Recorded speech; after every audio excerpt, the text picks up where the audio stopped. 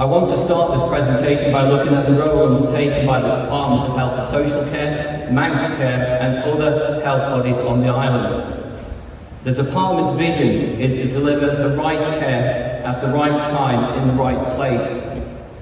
Our aim is to create a health and social care system that is efficient, effective, fair and sustainable, and a health and social care system that is people-focused, accessible and needs-based.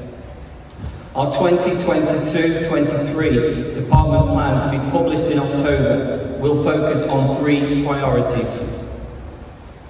Priority 1 focuses care in the community, ensuring that communities have the services and support networks accessible and enables people to remain at home for longer, therefore reducing the reliance on hospital-based services. Priority 2 focuses on integrated care that best meets the needs of the patient service users and families across our island.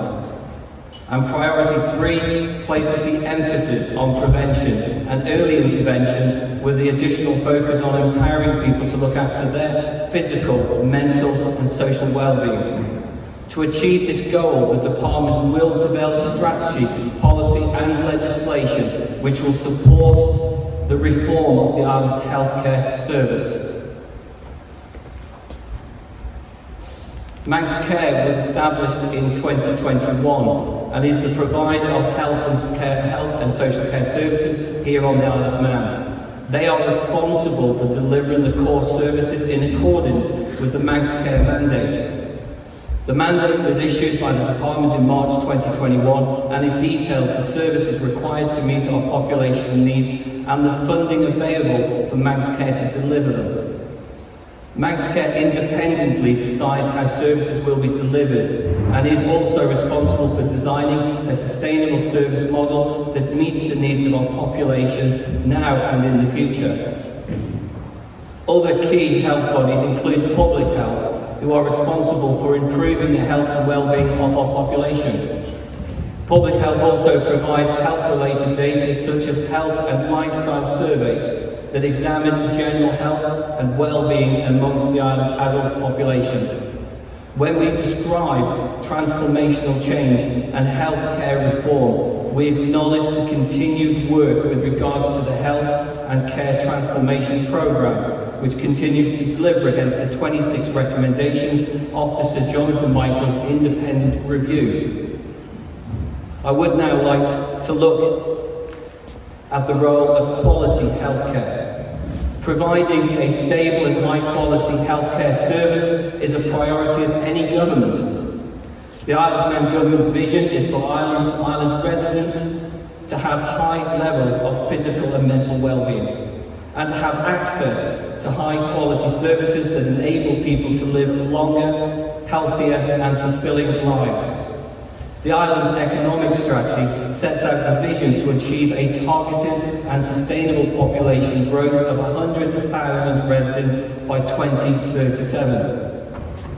Within the 2022-23 Department Plan and the Transformation Programme, there is an opportunity to tailor our strategic objectives so that they respond to the aims of the economic strategy. We will therefore develop proposals to create sufficient capacity across primary care services such as doctors, dentists, pharmacists and opticians to ensure adequate access if there is an increase in population. Develop an integrated and social care strategy that focuses on care in the community and enabling self-care and self-management. Plan sustainable models for residential and nursing care. Create a strategy to address existing and future services by ensuring the facilities are equipped to provide the right care in the appropriate environment. And we will also look at reopening the private medical services on the island. Continuing the theme of health care quality. The graph on slide 3 has been designed to provide a roadmap to healthcare reform on our island. It is spread over a 15-year time frame, and it sets out the initial baseline ahead of moving towards a system of development that will eventually be able to respond to any increase in the island's population. but this is for the future. Right now, we are on phase 1, with an aim of fully understanding more about our health and social care system here on the island. For example, our regulatory inspections currently being completed by Care Quality Commission will provide us with a health check on the overall quality and safety of our services. We recognise and acknowledge that in recent weeks there have been reports that highlight areas of concern.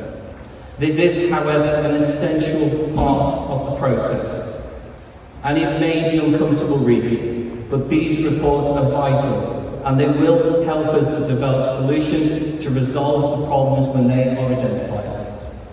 Stabilising historic and legacy issues and targeting improvements to systems will help us build a framework that forms the foundation upon which Manx Care will improve quality and excellence within the service delivery. From a department's perspective, we will continue to work with Manx Care to generate data and performance information that will enable us to monitor the service delivery. When we describe an accessible health and social care system that meets the needs of our island, now and in the future, we are focused on services with the capacity to withstand any increase in the island's general population. I would now like to focus on some of the challenges and opportunities. Achieving service improvement and service development in an affordable and sustainable way will present significant challenges, particularly with increases in both the demand for services and the cost of treatment and care. Funding a comprehensive, accessible and high-quality health and social care system on the Isle of Man is complex against a backdrop of pressures experienced as a result of COVID-19.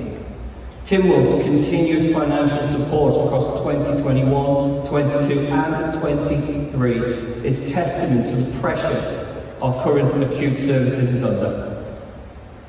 At next month's sitting of Tynwald, the department will present a business case seeking an additional £18.3 million in order to further reduce waiting times to more sustainable and manageable levels here on our island. In respect of legislation, the progression of fundamental pieces of legislation over the next 5 years will be crucial in addressing gaps as highlighted in Mr. Jonathan Michael's report. Ongoing work in digital health space technology advances will provide opportunities to deliver services differently in the future, and as an island we should embrace those opportunities. I would now like to focus on patient engagement.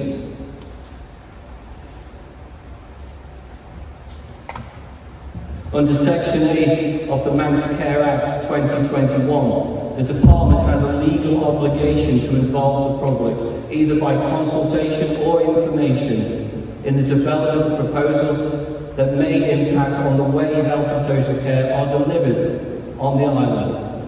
In April 2022, the Department published a 3-year engagement strategy entitled Let's Have a Conversation. The strategy focuses on engagement as a conversation between the Department, the public and care providers. This conversation will help us understand the needs of the public, their values, their experiences, and help us shape high-quality care services on our island. In May 2022, the Department also launched a consultation and engagement hub, which provides easy access to past and present consultations and upcoming engagement activities. This allows people to share their views on strategy or key policy issues before they are implemented. We also want to establish closer relationships with the public in the design and implementation of services. Improving health and social care services requires the Department to fully understand Manx Care's performance. Therefore, a revised performance assurance process is being finalised. The system oversight framework will track Manx Care's delivery against targets across services, such as urgent and emergency care, cancer services, mental health and primary care. The information will also be available online for the public to access. I would like to move on to moving care outside of Douglas. The progression of wellbeing partnerships in the west, south and north of the island have resulted in more community-based and localised care and support for individuals across our island. The model has simplified the patient and server user experience, making it easier to navigate the health and social care system on our island. In many cases, this has reduced the distance individuals are required to travel and the frequency of appointments through improved care and multidisciplinary team assessments. As the wellbeing partnerships continue to develop, the population will see more services being delivered at a local level, many of these services would have been previously delivered at Nobles Hospital. Manx Care will continue to look at different ways of delivering effective community care and continue to implement local area coordination. This is designed to establish a community network of support that can help people facing a crisis in order to help reduce the resilience on the hospital-based intervention. This in turn ensures that individuals can access support from within their local communities. If we are to achieve a sustainable health and social care system, we must operate more efficiently. The island provides a higher proportion of planned care than many other healthcare systems, which is expensive. We will also communicate with patients and the broader public to ensure we promote the use of the most effective resources and services available.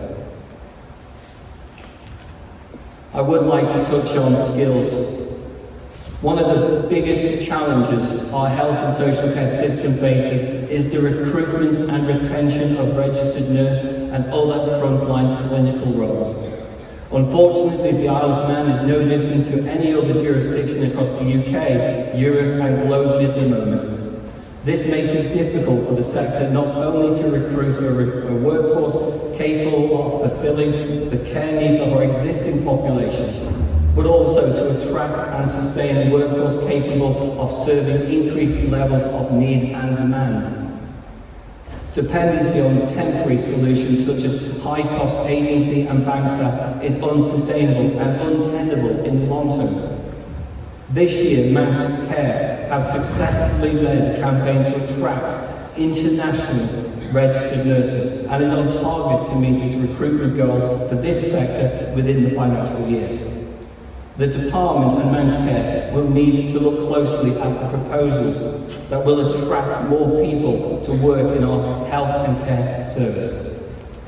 One idea is to offer an apprenticeship degrees, earn as you learn, in order to help generate the numbers required to support an increasing population. Linked to recruitment is the island's infrastructure and ensuring there is sufficient and affordable housing stock to support key workers.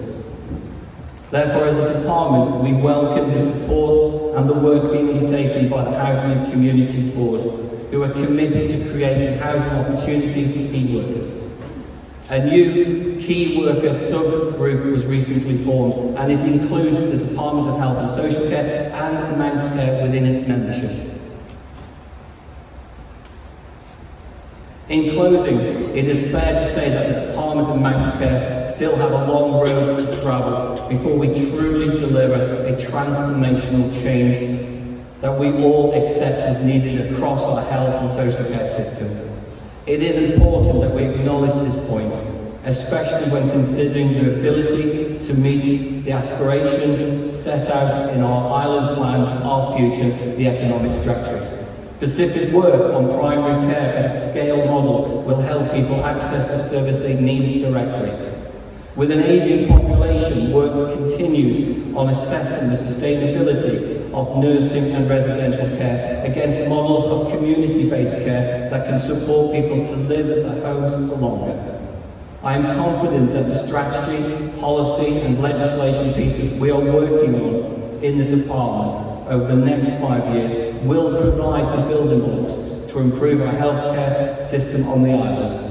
On behalf of the department, I do thank you for your time this afternoon. If there's any specific questions or queries about the department and our plans, or if you require any information regarding our consultations or upcoming engagement activities, then please do not hesitate to contact the information on the screen. Thank you so much. Thank you.